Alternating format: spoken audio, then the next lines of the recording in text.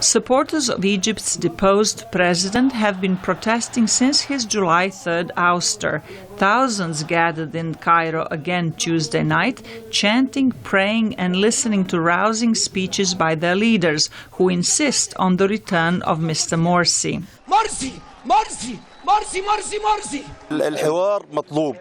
Dialogue is necessary, but it should be based on the return of President Mohamed Morsi.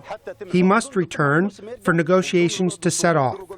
But if he doesn't return, and if the Constitution and Parliament aren't restored, then there will be no dialogue. The opposition, including Egypt's former diplomat Amr Moussa, say bringing back Mr. Morsi and the Muslim Brotherhood that supports him would harm Egypt. Can we afford another year of the same worst performance ever that we have seen? Can we afford another year of the same, with the same people, the same incompetent people, the same government, incompetent government, etc.? That question was basic. And the answer was not unanimous. The vast majority would say, no, we shouldn't. That's for the sake of the country itself. United Nations Secretary General Ban Ki-moon on Tuesday called for an end to violence in Egypt and asked military leaders to launch a reconciliation process. U.S. Senators Lindsey Graham and John McCain gave the same message to the interim government in Cairo. McCain called for a swift transition to democracy. We also urge the release of political prisoners.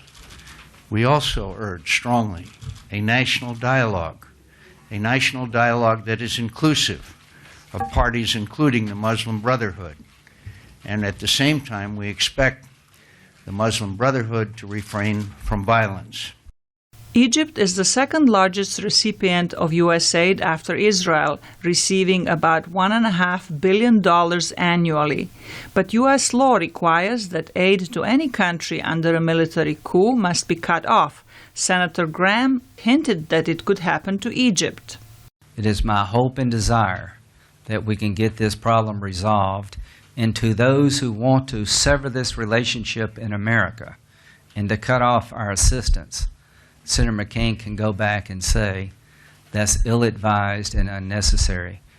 Egypt's interim government denies that Mr. Morsi's overthrow constituted a coup, saying that Egyptian people wanted his removal. Military authorities say they have put forward a roadmap for a political transition and new elections.